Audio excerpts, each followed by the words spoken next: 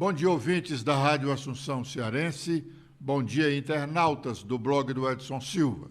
Estamos começando agora o nosso programa, o blog do Edson Silva, na Rádio Assunção Cearense.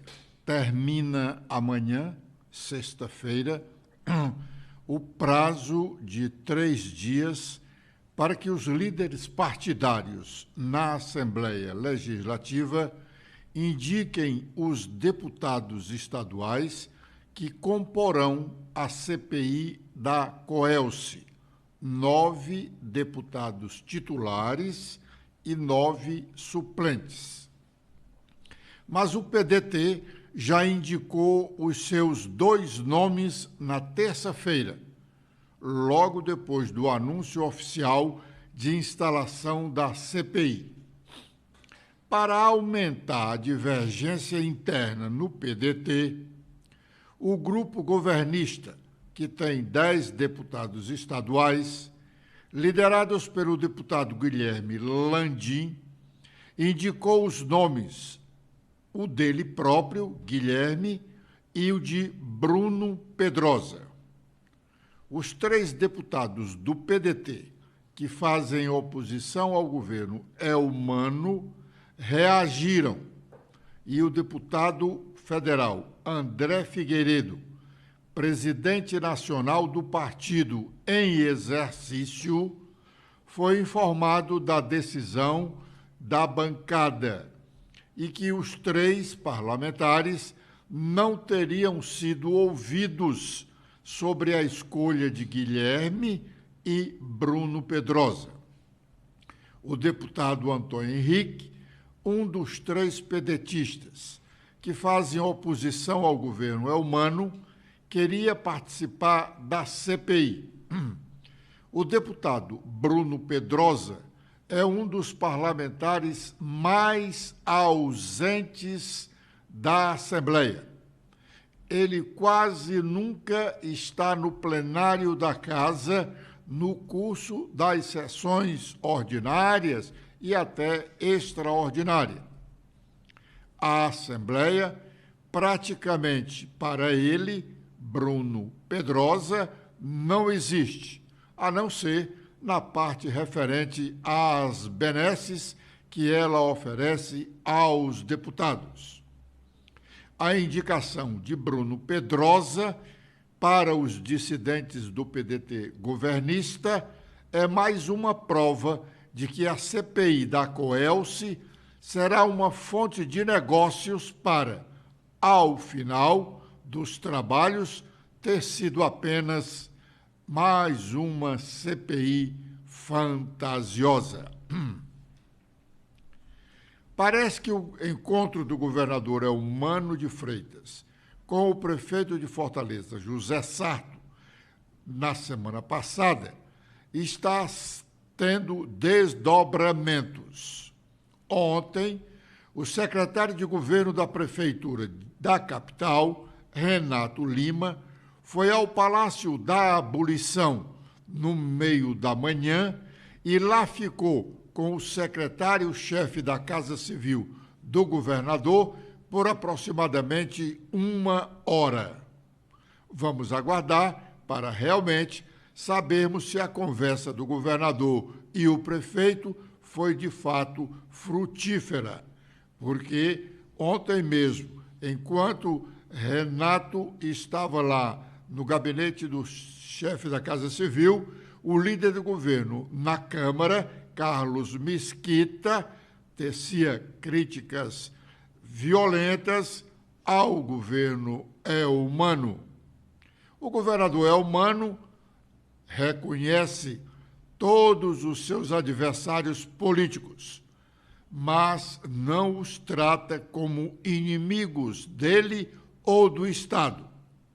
Ao contrário do seu líder na Assembleia, Romeu Aldigueri, truculento no trato com alguns deputados da oposição e pronto para, a qualquer momento, provocar um incidente desinteressante para o próprio governo, motivando um montão de críticas ao seu comportamento e comentários nada agradáveis ao seu comportamento moral e ético.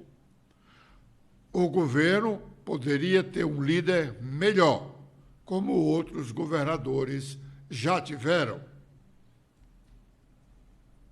Uma matéria publicada hoje no jornal O Estado de São Paulo dá conta de uma nova investida, agora patrocinada pelo deputado federal Danilo Forte, cearense, para os deputados aumentarem, os deputados federais, aumentarem o valor do fundo eleitoral para a campanha do próximo ano.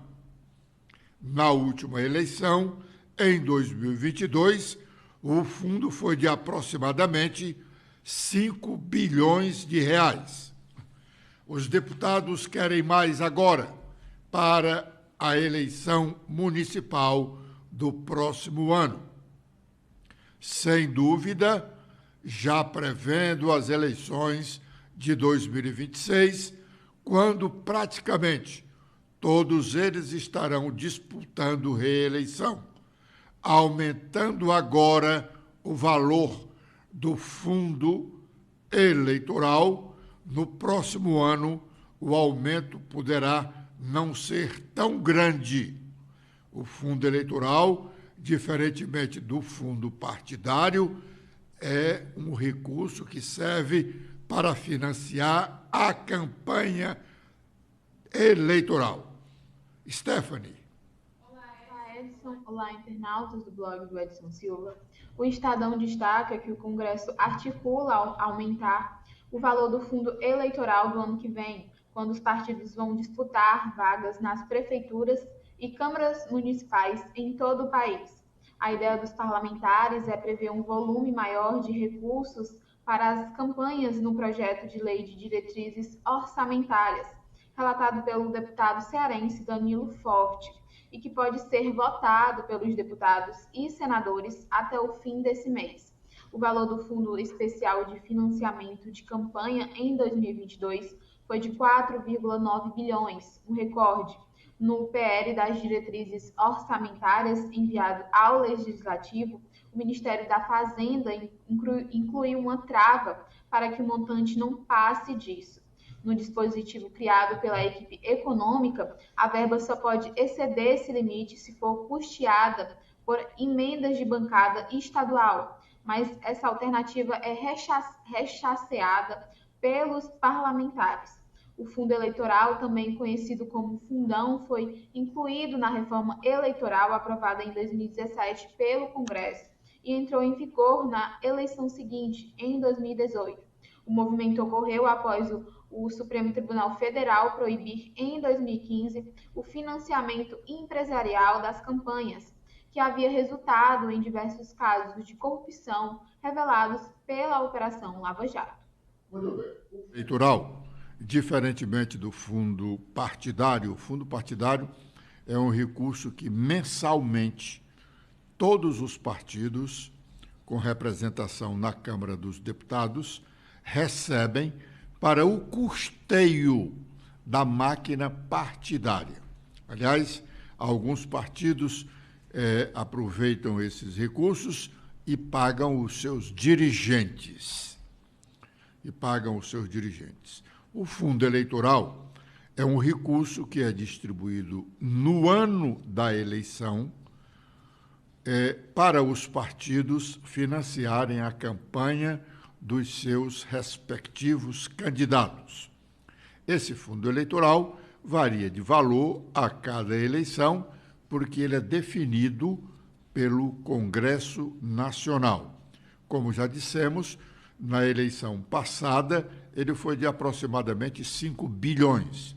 Os deputados querem agora um montante de 6 bilhões de reais para as campanhas municipais. E, prevendo a eleição de 2026, esse aumento agora não chamará tanta atenção quando vier o aumento a ser fixado para a campanha eleitoral de 2026. Desses recursos do fundo eleitoral, 30%, por lei, são destinados para as candidaturas femininas.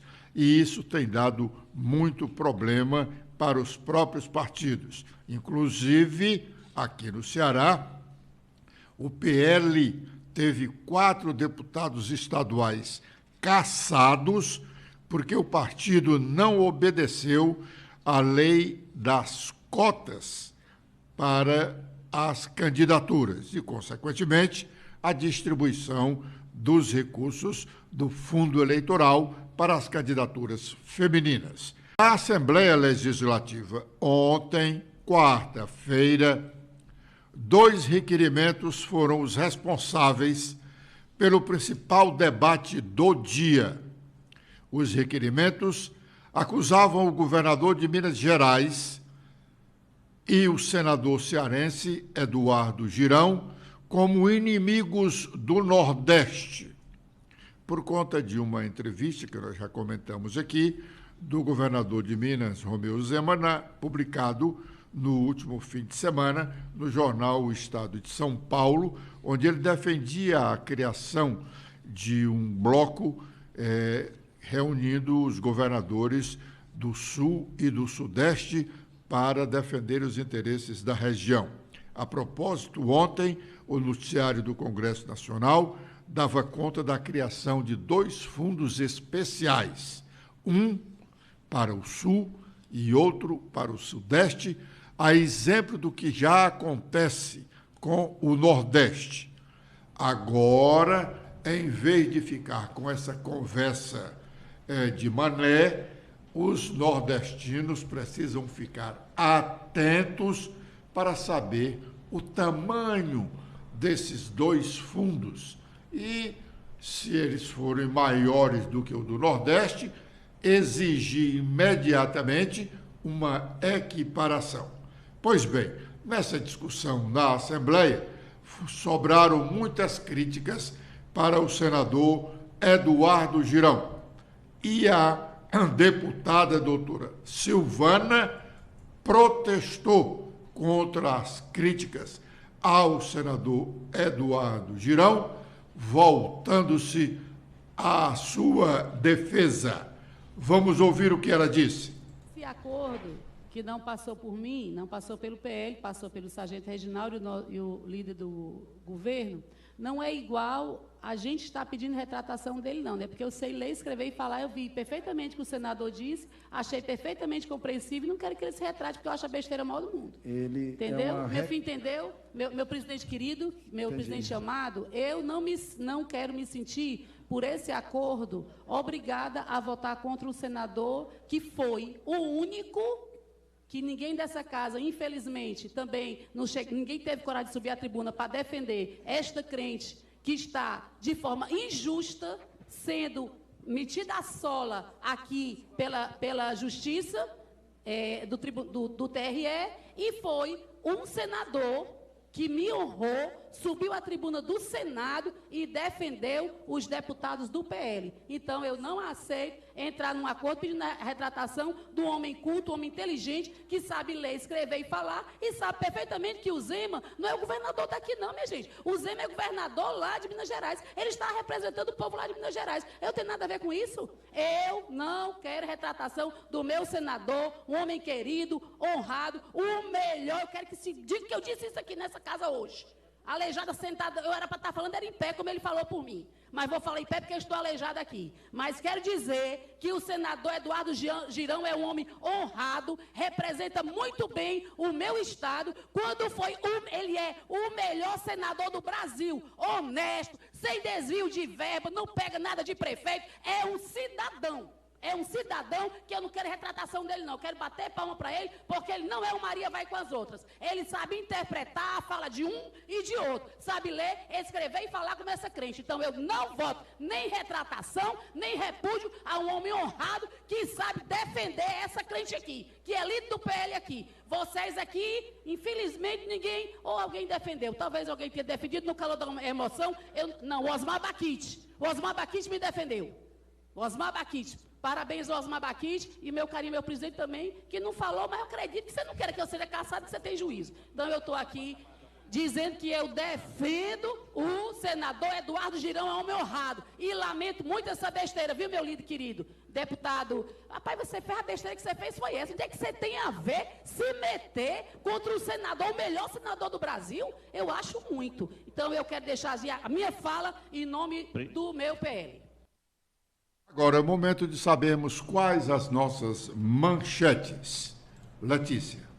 Olá, Edson. Olá a todos que acompanham o nosso programa desta quinta-feira. Com as atualizações feitas no nosso blog, temos que líder do Sarto na Câmara de Fortaleza mostra destempero enquanto o secretário da Prefeitura falava com o chefe da Casa Civil de Elmano.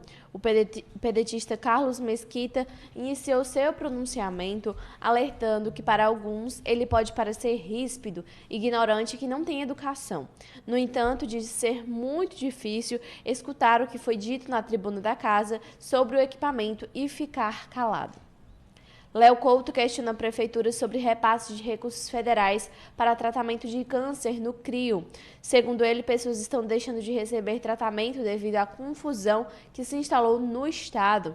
Em suas falas, ele afirmou que 65% das pessoas atendidas na unidade de saúde são oriundas de Fortaleza e pouco mais de 35% do interior. As pessoas estão tendo tratamento interrompido porque ano passado a Prefeitura de Fortaleza fazia um repasse de 37 milhões de reais para pessoas com câncer e agora foi para 29 milhões de reais. E o CRIO fez investimento de mais de 100 milhões, isso porque a Prefeitura disse que aumentaria os repasses e a Prefeitura deixou de fazer o repasse de quase 8 milhões de reais. Prefeito de Limoeiro do Norte deixa promotor vendo estrelas ao não comparecer à audiência pública. Por intermédio de seus advogados, o gestor apresentou uma manifestação esclarecendo que não poderia comparecer na audiência pública por ser portador de uma doença crônica renal. E também temos que o vereador critica o posicionamento do senador Eduardo Girão e pede para ele ceder cargo ao suplente. Ele lembrou que Eduardo Girão chegou a dizer que as falas do governador mineiro foram tiradas do contexto e para Bruno Mesquita, a população do Ceará errou ao eleger o senador que está em seu primeiro mandato. Agora com os destaques nacionais, iniciando pelo Estadão, temos em principal destaque sobre o atentado no Equador, que o país declara estado de exceção e mantém eleições após o candidato à presidência ser assassinado. Fernando foi morto com tiros na cabeça na quarta-feira, ontem, em Quito. E Guilhermo, atual presidente, diz que forças armadas estarão mobilizadas para garantir pleito no dia 20 próximo. Com os destaques do Globo, temos sobre economia, o governo federal fecha proposta para restringir voos de Santos Dumont e beneficiar Galeão.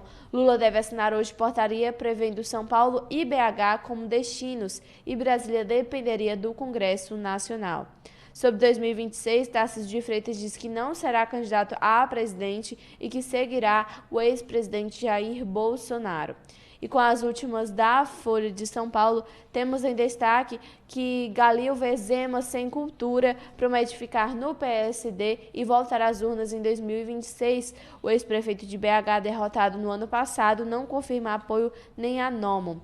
E também Câmara dos Deputados aprova mudança na lei de cotas da educação. Essa aprovação abre caminho para que essas regras de reserva de vagas permaneçam até 2030. Bom, nós aqui fizemos críticas ao comportamento do deputado João Jaime de ter pedido uma licença por apenas 90 dias para inviabilizar a posse do suplente. A Assembleia só pode convocar um suplente para substituir um deputado licenciado se esta licença for superior a 120 dias. Pode ser até 121 dias. A partir do 120º dia da licença, o suplente terá que ser convocado. Licença inferior a esse prazo, não se convoca o suplente. Pois bem, o deputado João Jaime também, como nós registramos aqui, mandou uma nota reclamando do nosso comentário sobre a sua licença e, pela primeira vez, disse que estava com um câncer. Aliás, mais uma razão, repito, para que a licença não fosse de apenas 90 dias, embora o câncer de próstata, que obriga a cirurgia só imobiliza o cidadão por apenas 15 dias. O restante de mais uns 15 dias é apenas o incômodo que sente o paciente. Mas, sem outras discussões, só registrando que o deputado foi a um outro médico e conseguiu um atestado para que a sua licença fosse superior a 120 dias. Ontem a Assembleia aprovou esse novo período de licença e hoje está dando posse ao segundo suplente do PP, que é o ex-deputado estadual Moésio Loyola, que assume agora a vaga do deputado João Jaime. O próximo presidente do Supremo Tribunal Federal, STF, será o ministro Luiz Roberto Barroso, que até bem pouco foi presidente do Tribunal Superior Eleitoral. Barroso foi eleito ontem, juntamente com o ministro Edson Fachin, como vice-presidente da Corte Suprema da Justiça Nacional. Ele assume o mandato de 2 anos em setembro, concomitantemente com a presidência do Conselho Nacional de Justiça. O presidente do Supremo é o presidente do CNJ, Conselho Nacional de Justiça. Após sua eleição, Barroso foi saudado pela presidente do Supremo, ministra Rosa Weber, que, poucos dias depois de deixar a presidência daquela corte, vai para a aposentadoria compulsória, porque ela completará, no início de outubro, 75 anos, data limite para o servidor público, qualquer que seja ele, continuar no exercício diário do trabalho. Então, o novo presidente foi saudado pela ministra Rosa Weber, foi saudado pelo ministro Dias Toffoli, que também já presidiu o Supremo, e outros colegas. Agradecendo, em seguida, Barroso disse o que nós vamos ouvir agora. Eu recebo com imensa humildade essa tarefa que me é confiada e consciente do peso dessa responsabilidade.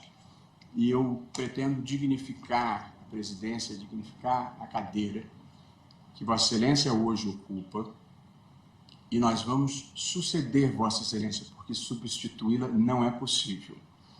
Mas, na verdade, eu pretendo dignificar a cadeira, como já o fizeram os eminentes colegas que aqui estão presentes ainda no tribunal, o ministro Gilmar Mendes, a ministra Carmen Lúcia, o ministro Dias Toffoli e o ministro Luiz Fux, todos com gestões memoráveis à frente dessa casa. Eu gosto de dizer que a vida me deu a bênção de servir ao Brasil sem ter nenhum outro interesse, sem ter nenhum outro propósito que não seja o de fazer um país melhor e maior e, na medida do possível, disseminar o bem e a justiça por todo o país. De modo que eu gostaria de dizer que eu conto com a colaboração fraterna de todos os colegas, porque não há gestão que possa ser bem sucedida nem vitoriosa sem a colaboração de todos, e espero ser abençoado para cumprir bem a minha missão.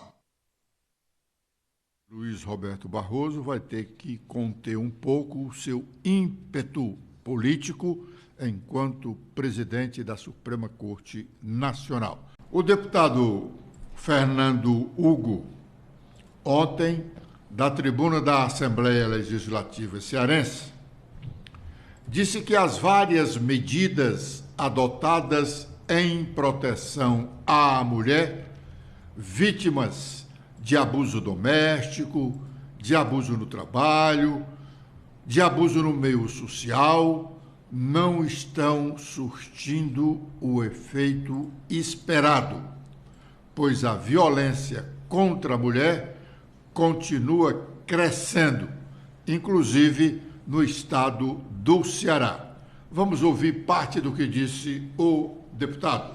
Do Brasil, não deixemos em minuto algum de suplicar urgentissimamente ações que visem, mais forte do que a Lei Maria da Penha pode e tem na sua textura legal, punições graves, fortes, contra estes que nasceram machos, porém não são homens de comportamentabilidade e usam a sua força músculo-esquelética para agredir.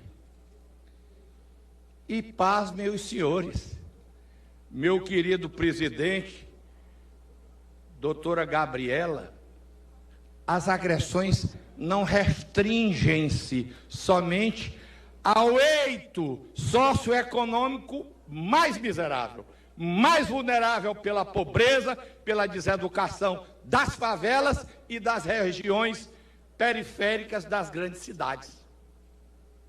O Brasil é um país anômalo, possui mais ou menos 20 cidades com populações iguais ou superiores a 2 milhões de habitantes.